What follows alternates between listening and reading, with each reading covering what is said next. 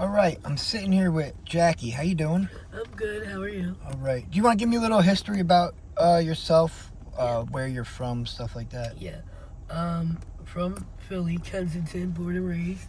Okay. From Kippen, Cambria, and moved to Tioga, like Harrogate, Jasper, and Atlantic when I was like 7. Okay.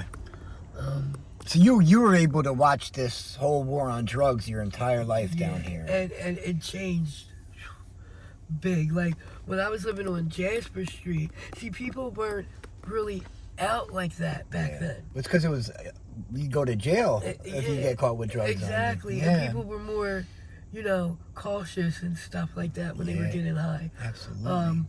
They didn't want everybody knowing their business. Mm-hmm. I didn't even know what it was. I started getting high at 13. Okay. But Now you upper, downer? Both? I was, but yeah. I started out with Percocet. Okay. And wet PCP. Oh man, that stuff's evil. Yes, it is. And then that used to be big down here. Yeah, it was. The dippers, you know what I mean? The dippers, oh, us. Back in like the late 90s. Yeah, the smell was horrific. Oh man. The first time I smoked that stuff, I was in a car, got high as shit, and the car flipped twice. Holy shit. That was a crazy experience to go through. I didn't get hurt in it, Thank but God, being high on wet and that going through it, man, that was a crazy. Yeah. I got a dipper, and my friend's like, you ain't smoking this shit outside. Get in my car. Mm-hmm. So, I sat in his car and, smoked it. And then I go to get out, and I'm like, I can't move. Yeah. It's like It's so scary. Yeah. It's literally a dissociative drug. It like separates your brain from your body. Yeah. And it was like everything was so far away. Yeah. And I was living around the corner, because my parents, they wound up moving to Jersey. But I was living around the corner at a friend's house, and I cried. I said, I'll never do this again. But he smoked. My friend's husband smoked it. And sure enough, the next night, I smoked it again and fell in love with it. And then... so you liked it the second time? Yeah, the second time I liked it. But it wasn't a good experience the first time. The first time I was scared because I didn't know, what to expect. Right. When that drug hits you, it can be a little jarring because it hits you hard. Yes, it and does. your brain just stops working. Yeah. Yes, it does. And I'm like, oh, this is amazing, And then the smell kept getting to me. Mm-hmm. I wound up, like, going to rehab because I went to Jersey to my nanny's house, and I was, like, really depressed and stuff and crying. Now, was this just for the wet where you went to the rehab? The wet and Percocet. At Percocet at the time, okay. Yeah. And I went to Friends Hospital. Okay. And then from Friends, they sent me to Kirkbride. Okay. So that was my first rehab. Now, how old were you when that? I was, let's see, I was with my, I think I was like 20. Okay. Yeah. So young, real young. Yeah. Okay. And, I was always a hothead. If I go back to my childhood, you would understand. But, so I graduated to rehab, and I went to Washington House, which was my first halfway house. Okay. That's in the city, right? I've heard of that. It's 15th in Washington. That's okay. Yeah. That's South Philly. Yes. Yeah. I remember. I've heard of that place before. It was cool. I liked it at first, and then this one girl wouldn't leave me alone. Now, I am a lesbian woman. I had a lot of trouble with that when I was younger with my mom. Okay. But whatever. But she would like stalk me everywhere I went, and I'm like, yo, like, leave me the fuck alone, like, I'll punch you in your face, like, and we wound up she came into my room running her mouth, so we wound up getting into a fight. The cops came, I got kicked out of the halfway house, and I was almost finished too. But while I was there, like, my sister was a drug addict as well. Okay. I knew heroin. I didn't know what it looked like, whatever. I said I would never be like her. So I turned out everything like her, though. Right. So she was doing heroin before you, okay. Yeah. And you were just addicted to perks at this time. Okay. So, friggin', and my mom and dad moved to Jersey because they adopted my nephew. Okay. So, I got kicked out. It was like the middle of the night. They didn't give no fucks, and but I didn't. Like I said, I didn't know what heroin was, and other names, Diesel. Yeah. Every day from the halfway house, we would go to look for a job. You know, you had to be out certain time. Yeah. And they'd be like, got that Diesel. I'm like, I don't fucking, what the fuck is that? Like, and that's when I found out it was dope, heroin, or whatever. But still, no, didn't do nothing, none of that. Continue with my perks and shit. And then I wound up going back to my mom and dad's in Jersey. Okay. Then I started working because I stayed clean. Mm-hmm. Oh, so you did have some clean time. Oh, yeah. Okay. I had some clean time after the, Washington House. And everybody in there mostly was on heroin. Mm-hmm. And I didn't, you know what I mean? I'm like, what the fuck? That's how it was my first rehab. I remember I was there for perks, and I remember everyone it was Eagleville. Oh, okay. I never been there. Yeah, I love that place. And everyone there is, heroin. Yeah. A couple younger people were all perks, and it's like they were telling me you'll be here eventually. I'm like, no, the fuck I won't. Yep. And never has come true. Yeah. I'm like never. And especially with an addiction to harder drugs, man. Exactly. It's, Yep. 100%. Well, that's how it got started. Matter of fact, I was 24. Okay. I was 23 when I was in my first. I was 20 when I was in the hospital. Okay. For, still young though. Yeah. But so that's the first time I did heroin. Wait, now is it snorting it, or did you IV it? I IV'd mine the first time too. That's why I asked. I didn't do it myself. I had someone do it for me. Somebody did it. Yeah. Hit me right in my neck. Oh wow, we got a neck shot the first one, huh? Next shot, it was curtains, but I still didn't know how to fucking hit myself, so I went back to snorting it. Yeah, it's hard to replicate that first shot feeling, man. I keep forgetting this is the area. You're good. You're good. So, well, I was working at Dunkin' Donuts, up the street from my house, and I worked overnight. Well, I trained during the day, and I worked overnight. I was like, they loved me there, but this lady, I got my cousin the job. I got him because he wound up moving to my aunt's house, and my mom was like, I don't understand. He's been here a year. You just got out of rehab and you got a job like that. Can you get him a job? So I was like, yeah. Well, he was a lazy little fuck, but he wound up getting involved with a married woman with 5 kids that worked there. Oh hell. Yeah, you don't shit where you eat. I learned that. I don't mess with girls I worked with. I learned that the hard way. Play that. She said, I don't want none of that nonsense at my fucking house. Yeah. I don't want the husband coming, Right. And he wound up coming to my aunt's house. Yeah, that's a lot of drama, long man. story short, there was this lady named Lynn that worked at the shop right across the street, like an older white lady. Out of nowhere, she comes over to me and she said, hey, can I ask you a question? I'm like, yeah. She said, can you get Percocet? And I'm like, are you a cop? And she's like, yeah. No. Well, older white lady from Jersey. That's money. You already saw the dollar signs in your head, right? I said, yeah. And I did have to travel to Philly every day on the bus because I don't drive. But you got money. That was your hustle, huh? I told her for 6 of 5 that they were $10 a piece. Oh, wow. She would give me $100. I'd make 50 because I would only give her 10 5s. Right. And she would think they were 10s. Didn't know, didn't look them up, none. Because her husband, nobody knew. Right. My mom always thought she was a narc. It was funny as shit. Back before everyone got smart on the internet and could look up pills and stuff right away and see what they are. Yeah, but she wasn't savvy. She was, she would buy them off my dad when he had them. Mm-hmm. Well, then when I couldn't get them or I really needed the money, I would go in like my dad's pill bottles and give her different types of shit. Like, oh yeah. Oh, until one day her face blew up. Sheesh. And I'm like, oh my God, they gave you the wrong medicine. And that's when I got my check. So I bought them for it. You know what I mean? I'm like, give me them back. Whatever.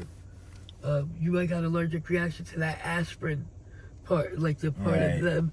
Because, you know, they're different colors, you know. And she didn't think nothing, you know.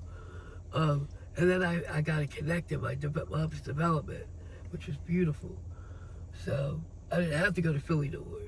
Nice. And I was still making money. Like, she would, every day or every other day she would come. Yeah. Those things, it's you like hold on to those people like their lifeline when you're in addiction. That's money right there. I get it. And her daughter was a drug addict with kids, you know, and like the same with my mom had to deal with me and my sister. Sure. You know, so, well, I couldn't find perks anywhere. This was for me, not even for her. My friend was like, come with me around the corner. Let me see if he has them. So I'm like, all right. But, you know, it was like across 45. You know, it was across the way, you know. And we go over there, and this dude's like, why are you wasting all your money on perks and he pulls out a blue bag. And, you know, it has the clear bag and the blue bag. Wax baggy inside, and you can get this for only $5. And it lasts a long time. And I'm like... Well, it used to last a long time when it was real dope. Yeah, and I'm like, okay. He was like, do you have a rig? I'm like, what the fuck is a rig? Yeah. And like I said, I was so clueless. He was like, a needle. I'm like, a what? He was like, my friend's like, she never got high on this before. Yeah. He's like, well, I'll do it for you. And shot me up in my neck for the first time. And this was a wrap. Yeah, that's how mine, the first time I was really sick because I ran out of my Oxycontins, and my buddy, I was in Pittsburgh, and he got me sitting. I'd never done a Percocet or an Oxycontin after that day, after I tried the dope. It's just over. It's over, like, no matter what. So let me ask you a question.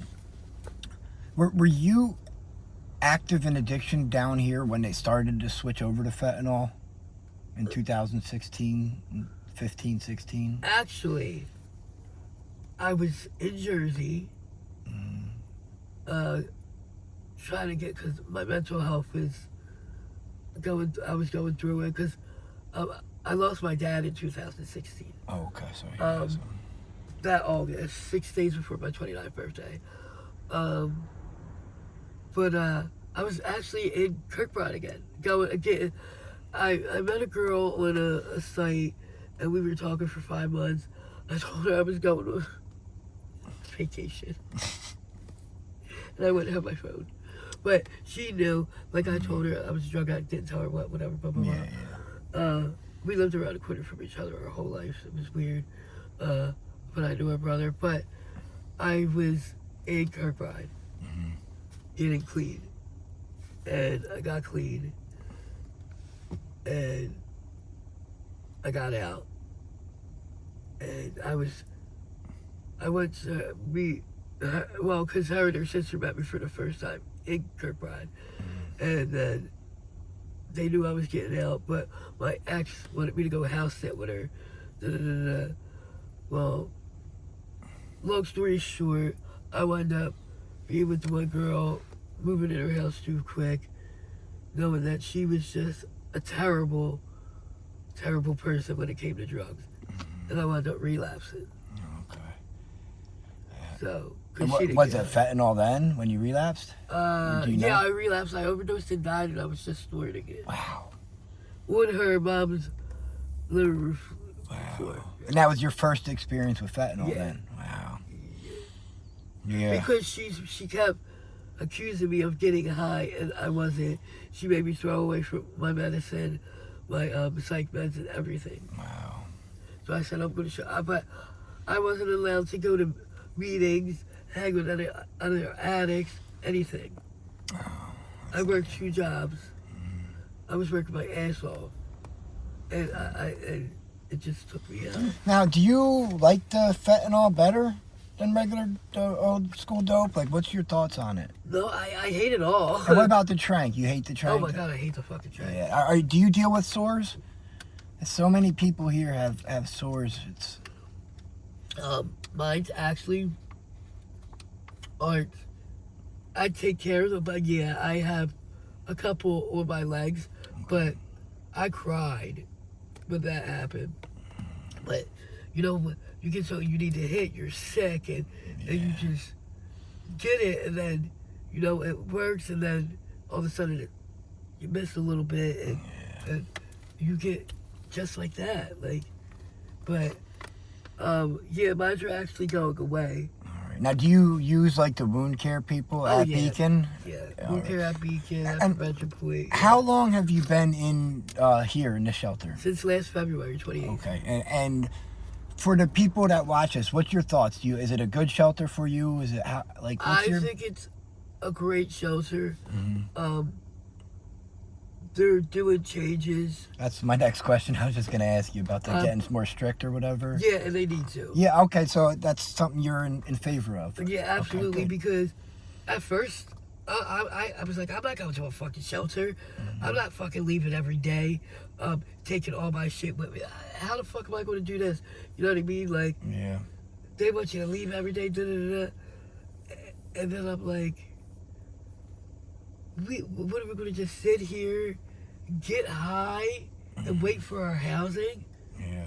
And get it like that? And abuse the system? Because basically it's what's going on. Yeah. You know what I mean? And I'm like, no, who the fuck am I to sit here? There's people out there that are homeless that don't even get high. That are on the streets. Yeah, so there's a lot of people homeless that are just can't live life because of their mental illness. It's hard to get by. That's the really sad part I see down here. And that's what people forget about. Yeah. Because me before the drugs, it was the mental. Yeah. That's what everybody forgets about. Now, have you been to like doctors and been diagnosed with like mental illness and all that? So you know what you're dealing with and all that stuff. Yeah, okay. I do, and I need to be back on medication. And now, can they help you do that here, or is it hard because of your addiction? Like, no, they've been trying, and I've been trying. Like, I put the footwork to get here. Mm-hmm. Like, I was sick and tired. I was never homeless. I was living right on Clearfield, in Kensington, but on Clearfield across the street from Conwell Middle School, in that lot, in a little house with a car bed. Like, well, he made little, like, rooms and, stuff like that. Mine had a little car bed, had a beer. It was a little stuff. You think I wanted to fucking live like that? No. But were you were happy once you got in here and started? Oh my God, I was so grateful and thankful. That's good. But in the beginning... But it took you a while to even... get used to being inside. Mm-hmm. I would be outside all night. And then they're like, Jackie, they know you're here, you sleep, shower, but you gotta stay at night sometimes. And they had a fucking point. And then I'm like, I don't want to be out here at night. Listen, I got raped. I just got robbed, but they didn't get nothing because they didn't want my cell phone or my drugs. They wanted money. Right. 7 o'clock in the morning, right there on Potter Street. Wow. And I don't want to get too into the details. Like the sexual assault, was that night, daytime? Nighttime. Nighttime. And that's something a lot of women have to deal with. Yeah. I mean, part of it is I took on something that I had to do to make money that I hate doing. I haven't been doing it in a while. I cry. You know what I mean? Some girls love it. Yeah, it's a way to make quick money, but it's also very dangerous and degrading too. Because it happened like 3 times, And the last time it happened, I said, you might as well just fucking kill me. Now, let me ask you a question. Now, was this like in the commission of a date, or did someone just like run up on you? It was a date. Okay. It was a date. It seems like that's how a lot of it happens. Like they pretend to be a legit date at first. Yeah. Oh yeah. Yeah. But it's like you play Russian roulette with a gun. Yeah. You know what I mean? It's the life. I mean, we don't deserve it. You know what I mean? People think, oh, well, you ain't that, but you're out here getting us. Don't you got wives and kids and all that at home? Like, you know, a lot of these men, and you don't know what these girls have. Yeah. You know? Well, that's why I wish it would be legalized, so you can just get your tests more done, and it's just safer, and you know. It's just like, I've been trying to get clean. It's one step at a time because I don't want to get my housing. That's why they're like, oh my God, you've been here a year and still, I'm not rushing it. Okay. I'm afraid to be On by your myself. own? Okay, you know, that's important for you to say that. You know, if you are, a lot of people need structure in their life. Because I don't have my mom or dad no more. Yeah. I can't call my mom. Mm-hmm. I understand that. You know, structure helps people, especially people that are dealing with mental illnesses and addiction. It can help you a lot. I got my sister back again, but you know, she's clean and doing amazing. And so you do have a little bit of support, sober my sister support. Okay. And her boyfriend. That's good. I don't talk to the rest of the scumbag families. You know, Sure. it's just me, my sister, my nephews, and now. Do you have any or desire to get clean now, or you kind of? That's what I'm talking about. Yeah, I actually am trying to look into. I was getting subs, and I'm gonna be honest with you, I was selling them. Yeah, I did the same thing. Well, what about the Sublocade shot? That's where I'm going. Okay. That's what I'm looking into now. Mm-hmm. I was actually talking about it. I actually had to go to prevention point. I'll go tomorrow. I went yesterday. I'm on the prep shot. Okay. What is that? A monthly shot? The prep? Yeah. It's at first it's every month, and then it goes every 2 months. Okay. Yeah. You know. Okay. But. Yeah, I know. I recommend, you know, people, you're in active addiction and you're not being safe. You might as well get that shot. You know. Yeah, because you never know. Yeah. You never know. There's people that have this shit and they won't tell a soul. Yeah. And it's like. Yeah, I don't like that. And I get, you know, upset when I know if a girl has it and they'll go out on dates left and right. It's like. Yeah, like, see, me, I'll do one date legit and come right back in. Yeah. Like, dude, there's some girls, especially with the ones that smoke hard more, they're in and out of the cars non-stop. Listen, I smoked hard out and I wound up getting a blood clot behind my heart. I couldn't move out of my bed for 5 days straight. Wow. And that's when I found out that I had diabetes and a blood clot. Oh, wow. Okay. I still have the blood clot. Damn. I don't take my metformin because my mom wound up getting kidney What's failure. that, the blood clot medicine or something? No, metformin's for the diabetes. Oh, okay. What, are you type 1 or type 2? I'm assuming, yeah. No, Okay. yeah. Okay. But I don't take my medicine. Even though I should. You know. In the future, can we do follow-ups like once a month, something like that? You see, I'm coming here to talk to Teal all the time, and I appreciate her. Yeah, absolutely. And you're not outside like they want everybody, like the other people, they want everybody to say it. Yeah. You know. No, I don't like exploiting you guys, man. Yeah, definitely. I appreciate she said that. Yeah. She was like. Because it's easy to exploit this down here. Yeah, People want views. I could show you guys shooting up in your necks all day and get 1 million views. Exactly. I'm just not interested in it. Yeah, and people ride by in their cars. I'm like, what the fuck you looking at? Did you not ever see it before? Yeah. Like, I see. That's one thing about me, though. I have respect. I mean, it is jarring to look at for the hide. normal person. That's what I'm saying. Yeah. They don't have respect. They throw their knee. Like, look, all this shit. You know, they're trying to kick us out. They're trying to shut Beacon House down. Yeah, they saying it was a safe injection site at one point now. Yeah. No, they're because somebody just died there. Yeah. Yeah, I was just talking to his friend yesterday. It's, you know, It's sad. That's sad because you guys, you know, it's, dealing with addiction like this, people are gonna pass. But when they do, you're still not ready for it. Especially, you know, you live with the guy, you know, it's. And Of that's course the you guys second are gonna care. person that died since I lived here. Really? Okay. And then when the funders came to check it out, there's, blood splattered on the walls. Yeah. Dude on the 3rd floor, butt naked with a needle in his arm. Jesus. Like, how is that? Yeah. You know. Yeah. But, It should be a safe space for you guys. You guys shouldn't have to see that. oh yeah, and with the, with the source, like you said. Yeah. Yeah. The smell bad in there. Yes, Oh my ma'am. God, we should have to inhale that. Yeah. When I tell you I've been there since last February, I can count on one hand how many people shower in there. Wow. Yeah. Yeah, I mean, that's just weird to me once you. Yeah, but You know. don't get it fucked up.